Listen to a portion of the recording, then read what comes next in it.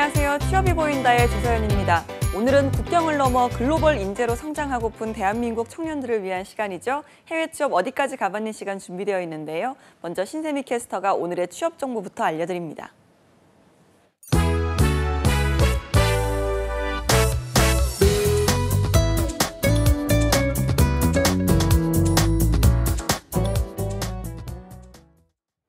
네, 안녕하세요. 취업 정보 알려드림의 신샘입니다. 오늘의 대기업 채용 소식입니다. 먼저 GS 리테일 채용 소식인데요. GS 리테일에서는 경영정보 부문의 IT 기획 담당 경력사원을 모집하고 있습니다. 4년제 대학 졸업 이상, IT 기획 관련 경력이 5년 이상인 분들이 지원할 수 있습니다. 지원서는 9월 3일 오후 4시까지 받습니다. 다음으로 현대건설에서는 연구개발 IT 분야의 경력직을 모집하고 있는데요. 데이터 분석 역량을 보유해야 지원할 수 있고요. 직무와 관련된 업무 경력자나 자격증 소지자를 우대하고 있습니다. 지원서 마감은 9월 3일 자정까지입니다. 그리고 네이버 비즈니스 플랫폼에서는 사내 정보와 재무 정보, 기업 정보 시스템 개발자를 모집하고 있습니다. 학력은 무관하지만 각 부문에 따라서 최소 2년 이상, 10년 이내의 경력을 갖춰야 지원할 수 있습니다. 모집 기간은 9월 7일 자정까지입니다. 마지막으로 한국투자저축은행에서는 2018년 채용형 인턴을 모집하고 있습니다. 4년제 정규 대학 2018년 2월 졸업자와 8월 졸업 예정자가 지원 가능하고요. 국가보훈 대상자와 장애인을 우대하고 있습니다. 모집 기간은 9월 5일까지입니다. 이상으로 취업 정보 알려드림의 신샘이었습니다.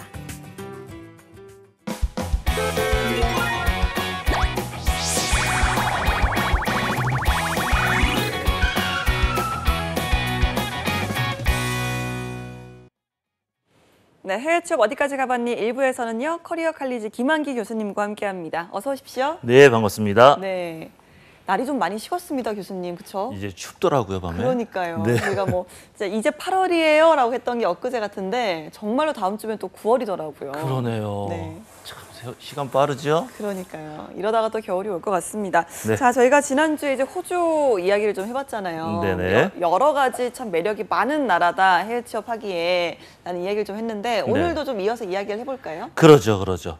오늘은 임금 관련 제도하고 사회보장제도 그리고 세금은 얼마나 내는지 이 내용들을 좀 집중적으로 보고자 합니다. 예, 역시나 좀 해외 취업할 때 좀 가장 눈여겨봐야 할 부분이 아닌가 생각되는데요. 네네. 자, 먼저 임금 관련 제도 먼저 살펴보도록 하겠습니다. 우리나라도 그렇지만 호주 역시 그 임금 구성에 있어서는 참 다양하겠죠? 그렇죠, 그렇죠. 항목으로 보자면 일단 기본금이라는 게 있고요. 우리는 기본급이라고 하는데 용어가 약간 다릅니다. 기본금, 그다음에 각종 수당, 특별임금 등으로 구분이 되어 있습니다. 네. 먼저 기본임금을 보면요. 이건 뭐 기본이 되는 거죠. 임금 인상이나 상여금, 퇴직금 뭐 이런 것들을 산정할 때 베이스로 기초로 하는 그 금액입니다. 네. 일정 기간마다 정액급으로 지급하는 그런 형태를 갖게 되는데요. 보통은 이제 주급제 또는 월급제 형태로 구성이 돼 있죠. 수당입니다. 직무 관련 수당, 생활보조 수당, 인센티브 수당 등으로 구성이 돼 있는데 이제 소정 임금을 기준으로 해서 그 임금 안쪽에 있느냐 바깥쪽에 있느냐를 기준으로 해서 소정 내임금, 소정 외임금으로 구분되는데 네. 내임금 같은 경우는 이제 시간의 수당이나 휴일 수당, 야간 근무 수당 같은 것이 매월 변동적으로 지급되는 것이 있고 반대로 말씀드려야지 이게 소정 외 임금이고요. 소정 내 임금에는 이제 직무와 관련된 수당, 생활보조 수당, 인센티브 수당 아까 말씀드렸던 그게 포함이 됩니다. 요거 말고 이제 특별 임금이 있어요. 상여금인데 이건 상여금은 뭐 근무자의 근무 성과에 따라서 지급되는 거기 때문에 정해지지 않았습니다. 네. 불특정하게 지급되는 것이고요. 법적으로 지급 의무가 사용인에게, 고용주에게 있는 것이 아니라는 거. 우리나라도 마찬가지죠. 상여금, 보너스 이것들은 회사 사정이나 실적에 따라서 지급 여부를 회사에서 결정하는 거니까요. 알겠습니다. 네. 자, 호주 같은 경우는 이제 근로수당을 계산할 때 이제 시간이 중요하잖아요. 네. 뭐 평일이나 휴일은 물론이고 그 기본 근무 시장이랑 연장 근무 시간에 대한 계산법이 다 다르다 이런 이야기가 있는데 복잡하지 않을까요? 조금 많이 분산되어 있어요. 네. 자, 우리나라 임금 형태나 근로 형태를 좀 보시면 정규직이라고 해서 월급제로 다 받으시는 분들이 있고요. 그다음에 계약직으로 해서 월급으로 받되 퇴직금이라든지 이런 부분들에 대해서 약간의 차이가 있는 그런 또 구분이 있고 네. 아르바이트처럼 시간 파트타임으로 근무하시는 대부분 크게 나누면 요 세 가지 정도인데요. 호주 같은 경우는 일단 수당 계산하는데 국가 자체적으로 워킹 홀리데이가 이민자들 대상으로다가 잡이 굉장히 세퍼레이트 되어 있기 때문에 분리되어 있기 때문에 수당도 많이 쪼개져 있어요. 평일날 일반적으로 근무해야 되는 시간 말고 연장 근로수당의 경우에는요. 처음 2시간은 기본 시급의 1.5배를 지급합니다. 1배 반을 드리는데 그 2시간이 지나가면 2배를 지급하게 돼요. 오. 그리고 휴일 근무했다 평일이 아니라 휴일이라고 하면 뭐 토요일, 일요일, 공휴일 이렇게 되는데요. 평일 시급 기준으로 각각 1.5배, 1.75배 그리고 공휴일 같은 경우는 2배를 지급하게 돼 있어요. 휴일에도 연장 근로수당 받을 수 있다는 거죠. 토요일 정오를 기준으로 합니다. 그 이후에 또는 일요일 날 연장 근무를 하게 될 경우에는 평일 시급의 2배를 지급받는데 한 가지 이제 참고하셔야 되는 건 공휴일 날 연장 근무를 했다. 그럼 평일 시급의 2.5배까지 지급합니다. 오, 아, 네. 네. 직군변을 보게 되면 건설 기능 인력 같은 경우는요. 야간 근무를 하게 되는 경우가 많은 경우인데 야간 근무를 하게 되면 시급의 15%를 추가로 지급하게 되고요. 개인용 연장이지 않습니까?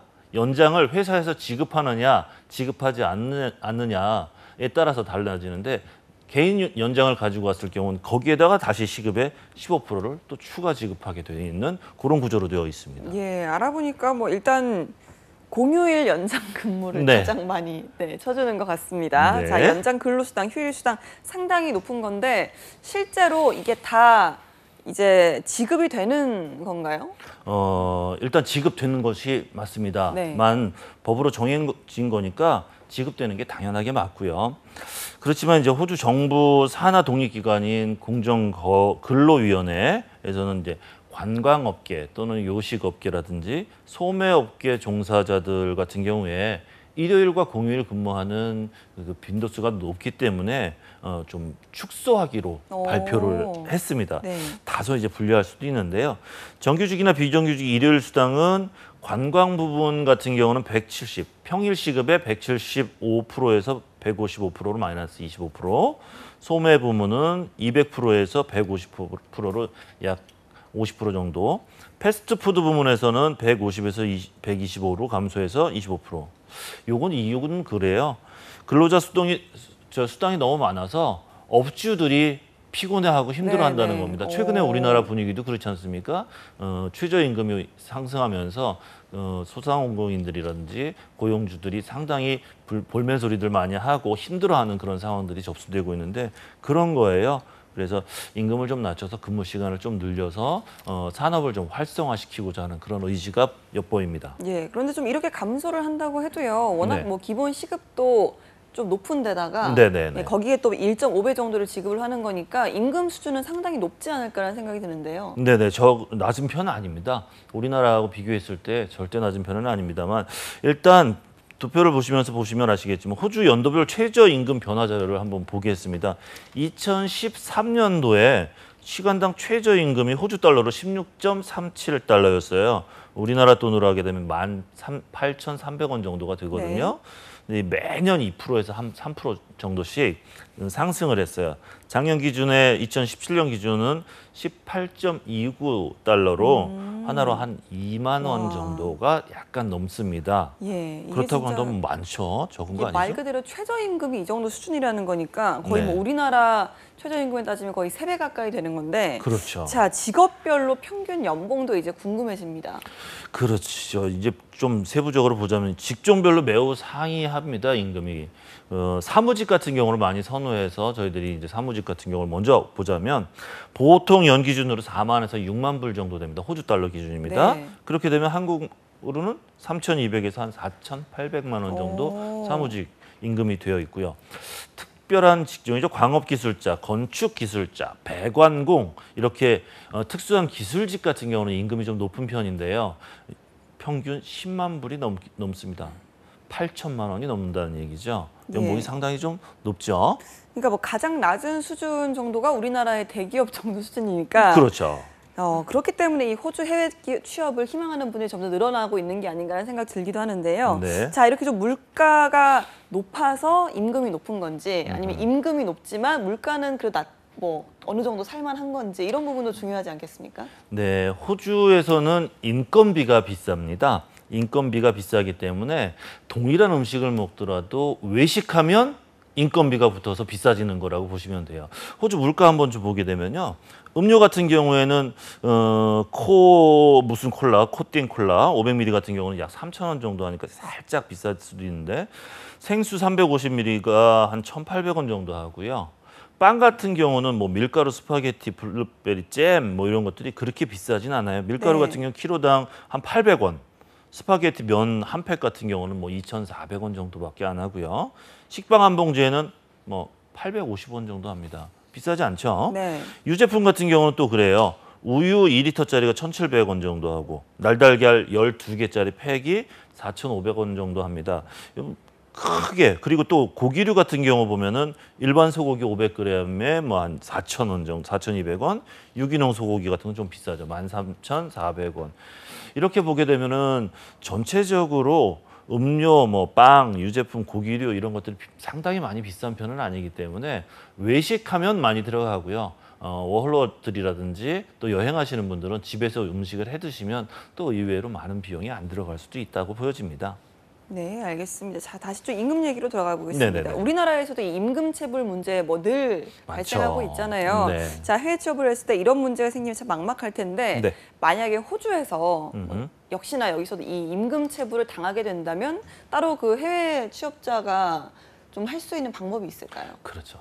임금, 내가 노동을 제공했는데 거기에 대한 정당한 대가를 받아야 되는 게 당연합니다만 악성 고용주를 만난다든지 이런 경우에는 또 이런 경우가 왕왕 발생합니다. 네. 그러면 이 세 단계를 잘 기억하시면 됩니다. 우선 첫 번째, 고용주하고 얘기를 우선 잘 하셔야 됩니다. 섭외를 스스로 얘기를 해서 교섭을 통해서 이거 주세요라고 해서 주면 오케이, 그렇지 않으면 2단계로 넘어갑니다. 관련 노동조합에 체불 신고를 하시면 돼요. 그렇게 되면 노동조합에 이제 가입되어 있는 회원인 경우에는 노동조합에 찾아가서 신고를 하고 이러이러합니다라고 관련 자료를 제출하면 간단하게 해결이 됩니다. 그럼에도 불구하고 안 된다 그러면 이제 네. 정부에다가 도와달라고 요청하는 거죠. 호주에는 정부 부서인 페어워크 옴부즈만이라는 곳이 있는데 여기에다가 해결 요청을 하십시오. 웹사이트는 여러분들 참고하시면 되겠고요. 온라인으로 접수하거나 우편 또는 직접 방문해서 서류 제출하고 접수하시면 되겠습니다.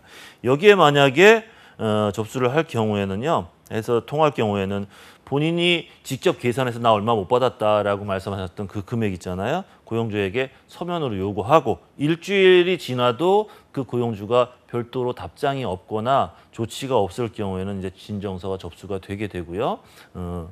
그 다음에 이제 보상을 받을 수가 있게 되는데 가장 먼저 중요한 거는 고용주하고 잘 이야기해서 체불된 임금 네. 받는 게 가장 좋은 방법이겠죠. 네, 뭐 이렇게 좀 마지막으로 페어워크 옴부즈맨 방법까지 알아봤는데요. 네네네. 만약에 이 페어워크 옴부즈맨에 이제 구제 신청을 할 경우에 네. 그냥 막상 가서 이야기만 해서는 되지 않고 어떤 증거 사료도 필요할 것 같거든요. 그렇죠, 그렇죠. 일단 누가 안 줬는지를 명확하게 해야 돼요. 고용주 이름 들어가야 됩니다.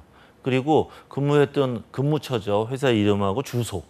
왜냐하면 우편물 보내거나 찾아가거나 해야 되기 때문에요. 네. 그다음에 내가 어떻게 근무를 해왔는데 돈을 안 줬다라는 근무 기록 이것 제출해야 됩니다.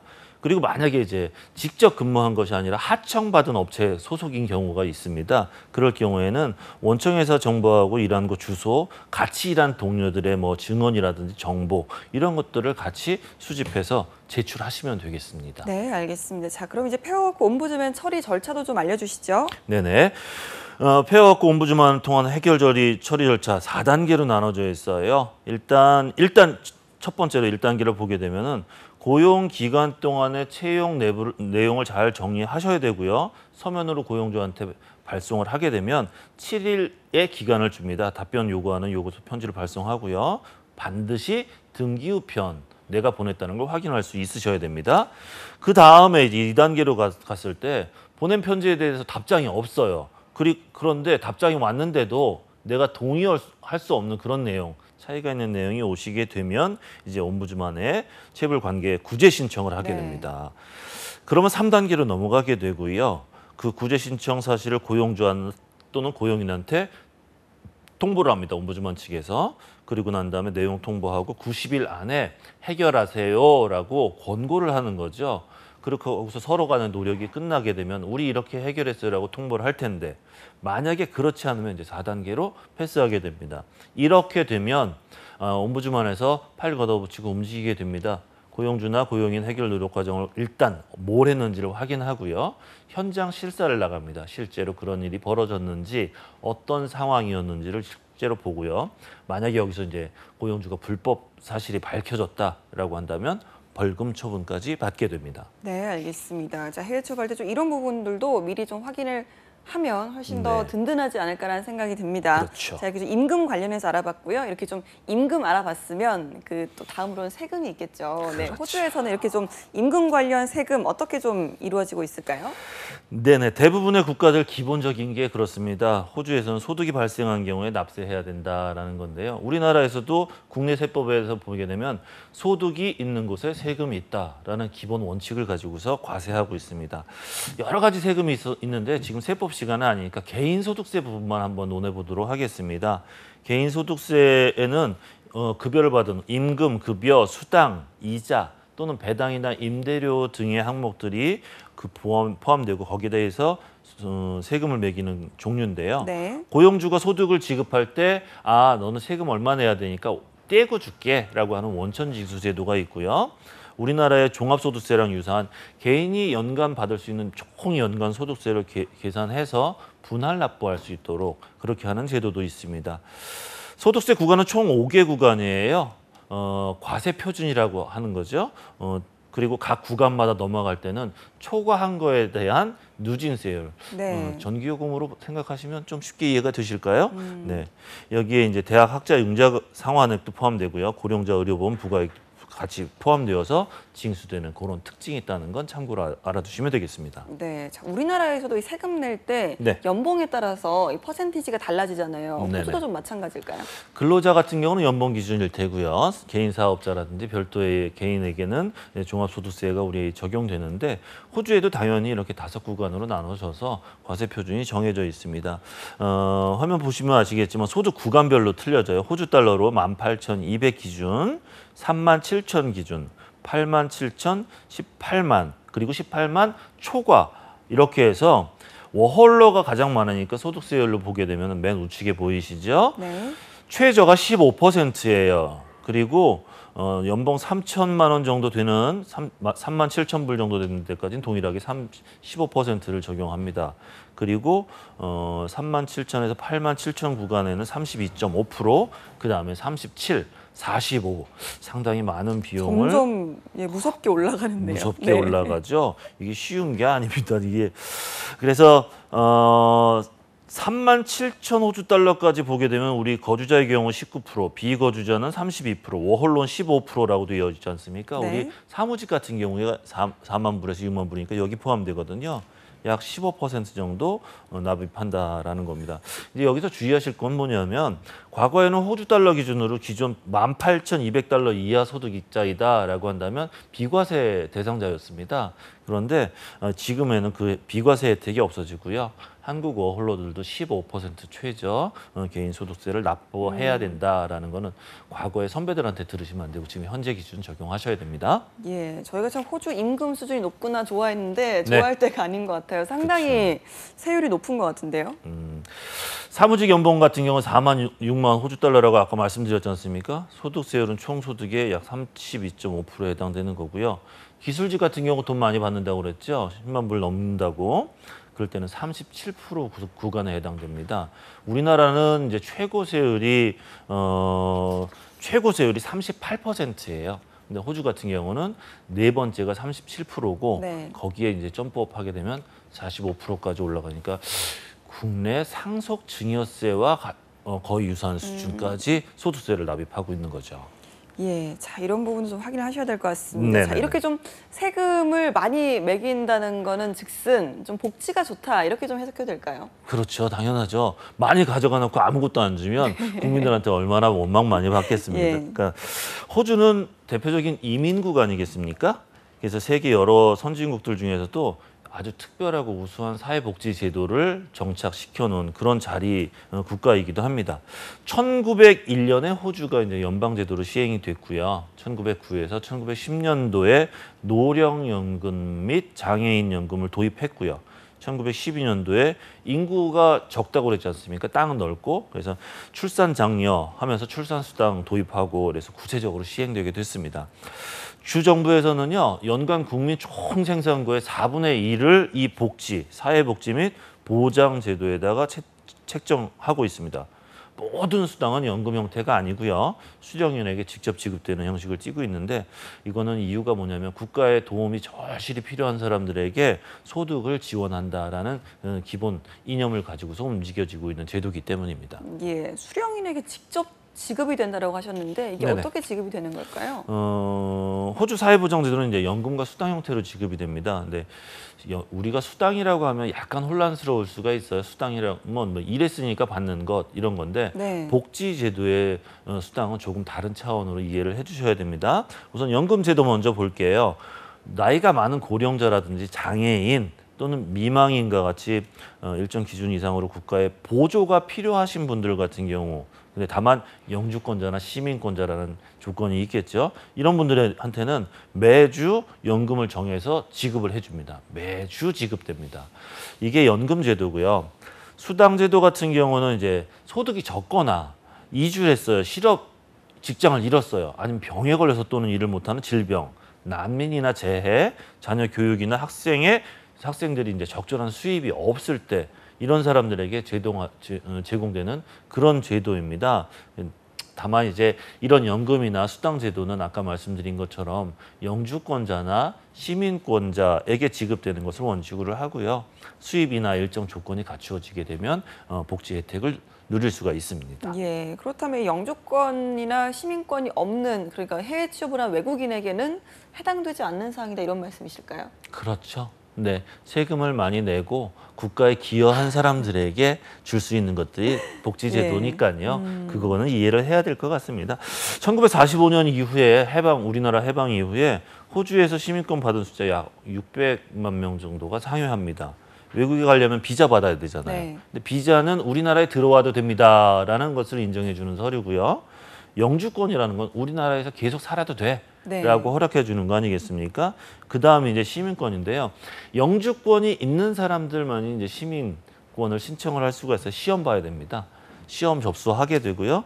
20문제를 보게 되는데 75점 이상 받으면 합격해서 시민권이 부여가 되는데 참고하셔야 될 건 영주권 받기는 상당히 많이 까다로워졌어요. 그런데 영주권을 가지고 있는 사람들이 시민권을 따려고 보는 시험은 매우 기초적인 시험이라서 잘 받으실 수 있습니다. 그러니까 시민권 받으시게 되면은요, 제일 많이 틀려지는 게 우선 호주 여권 만드실 수 있고요. 투표권도 생기고 군인이나 공무원이 될 수 있습니다. 호주 내에서. 그리고 호주 밖에서 뭐 만약에 어려운 일을 당했다 그러면 호주 대사관 찾아가서 나 당신네 시민이니까 이런 문제 해결해 주시오라고 할 수 있고요. 그 분들이 혹시 해외에 나가서 출산을 하시게 되는 경우가 있습니다. 그러면 태어난 아기는 호주의 시민권이 자동으로 부여되는 그런 혜택을 볼 수가 있지요. 이런 영주권자, 시민권자만 호주 사회보장제도 혜택을 받을 수 있기 때문에 이제 단순히 해외 취업을 하거나 외국인 같은 경우는 이제 대상에서 제외된다라는 거는 조금 아쉽지만 원칙이니까 네. 자국민 우선이니까요. 알겠습니다. 자, 그렇다면 외국인 근로자가 복지 혜택을 받으려면 어떤 조건들을 좀 갖춰야 될까요? 일단 영주권 받고서 2년 지나야 네. 돼요. 2년 지나는데 다만 이제 특별 수당을 받을 수 있는데도 직업을 구할 능력이 없거나 아니면 정착 자금을 지원해 주거든요. 그거를 다 써버린 경우에는 사회보장 혜택에서 제외가 돼버리는 경우가 있습니다. 대신 이제 입국한 이후에 배우자가 사망했거나 또는 본인이 불구가 됐거나 유일한 부모가 됐을 때 이럴 경우에는 수당이나 연금을 받을 수 있는 구제 제도까지도 있습니다. 네. 예, 그리고 이제 연금과 지체 부자유자에 대한 연금을 받기 위해서는 이제 10년간 반드시 호주에 체류해야만 또 이런 것들이 가능해지는데요. 예외 조항이 있어요. 호주하고 맺어진 11개 국가 그리고 국제사회보장 혜택 조약을 맺고 있는 국가 같은 경우는 10년 내에 거주하지 않아도 연금 수혜를 받을 수 있게 됩니다. 네. 자, 그렇다면 이게 우리나라에서 진출한 근로자들에게도 해당이 되는 사항인 거죠? 그렇죠. 우리나라도 해당됩니다.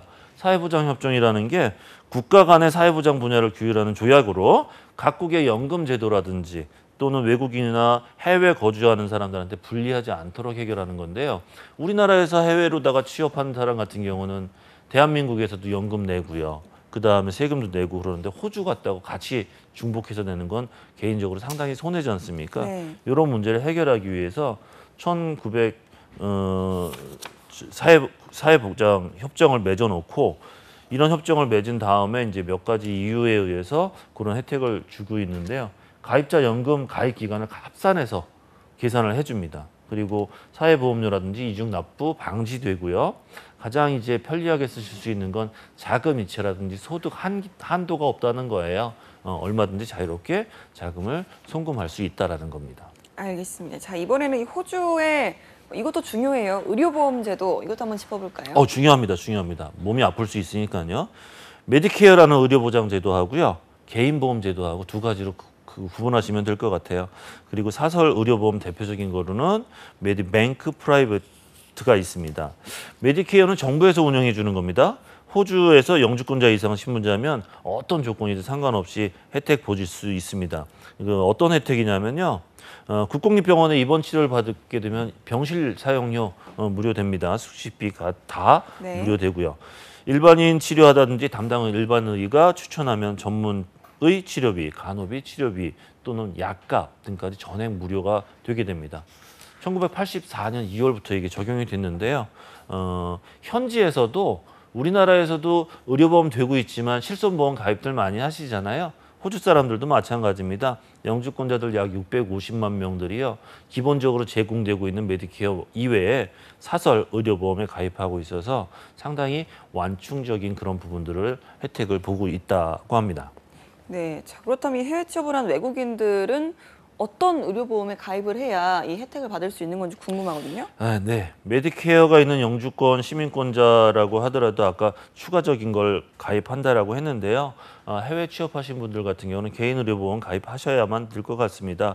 그리고 그렇다 하지 않더라도요. 만약 이제 혜택 받을 수 없는 무자격 신분자 같은 경우에는 개인 의료보험 가입한 거 일단 가입하게 되면 내 돈으로 지급할 거고 그 개인 의료보험 가입하는 회사에서 치료비를 할 텐데 그 금액을 연방정부에 청구할 수 있어요. 그러면 환불해 주는 제도가 있습니다. 호주 정부에서는 이제 개인이나 가족 등 의료보험을 이용하는 개인 의료보험을 이용하는 사람들이 본인 수입에 상관없이 지출한 비용이 있으면 그 비출한 총액의 30%를 환불해주고 있습니다. 네. 자, 우리나라에서는 국민연금, 건강보험, 또 산재보험, 그리고 고용보험 같은 게 있는데요.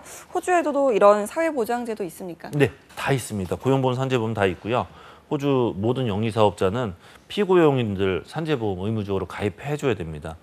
주마다 워커버, 워크세이프라는 그런 주정부 산재보험사가 정해져 있어서요. 고용인에게 어떤 문제가 발생하게 되면 혜택 보고 보상받을 수 있도록 조치하고 있습니다. 네. 자, 그렇다면 산재보험 혜택, 이건 좀 어떨 때 받을 수 있는지 알려주시죠. 네, 조건 충족형 보상제도입니다. 세 가지인데요. 첫 번째, 상해 발생 당시에 일단 보험에 가입되어 있어야 되고요. 두 번째는 신청인이 주장하는 상해가 진짜로 존재하는가, 허구로 신청하지 않는가, 요거 네. 두 번째 조건. 마지막은 그 상해가 자기 혼자서 한 게 아니라 고용주를 위해서 일하다가 발생한 상해인가, 요 세 가지 요건만 충족하면 신청하고 혜택 받으실 수 있습니다.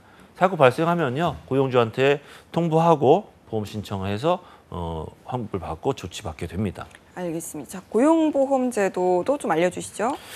네네, 고용보험제도 피부고용인이 실업자가 됐을 때 소득을 보장해주는 제도 맞죠? 두 가지인데 고용보험이라고 해서 보험료 납입하는 게 아니고요. 실업부조 성격을 띠고 있습니다. 상호부조라고 보는 거죠. 실업수당 종류는 세 가지인데요. 수급 대상이 이제 18세 이상이거나 20세 미만인 실업자 같은 경우 또는 18세 이상이나 24세 이하 전일제 학생인 경우인데 표에서 보시는 거와 같이 해당되는 연령대 그리고 근무 시간에 따라서 청소년 수당, 새출발 수당, 중고령자 수당 이렇게 나눠지고요. 65세 넘어가면 고령연금으로 네. 자동으로 전환되게 됩니다. 네, 그럼 실업수당 같은 경우는 어떻게 받을 수 있을까요? 실업보험금이라는 명목으로 보험료를 별도로 납입을 하지 않습니다. 아까 부조라고 말씀드렸잖아요. 호주 실업급여는 센터링크라는 그런 국가 신탁기관에서 지급되는데요. 세 가지 또 조건이 있어요. 우리나라하고 비슷하게 한 달에 20건 이상 구직활동 계속해서 증명해야 되고요. 그다음에 특별한 교육이나 이런 거 직업훈련 받아야 하고요. 마지막으로 자기가 받은 또는 회사 파트너가 받은 수입이나 자산, 예금 내역을 신고해줘야 됩니다. 그리고 뭐 2주에 한 호주 달러로 540불 조금 안 되니까 한 44만 원 정도 받게 되는 그런 제도입니다. 알겠습니다. 실업수당 외에도 좀 받을 수 있는 혜택이 있다고 들었습니다. 실업자가 받을 수 있는 이 밖의 혜택은 이제 집세를 보조받는 거거나 근무할 때 출퇴근하는 원거리다 그러면 원거리 수당 지급받을 수 있고요. 공공요금 할인 카드도 발급됩니다.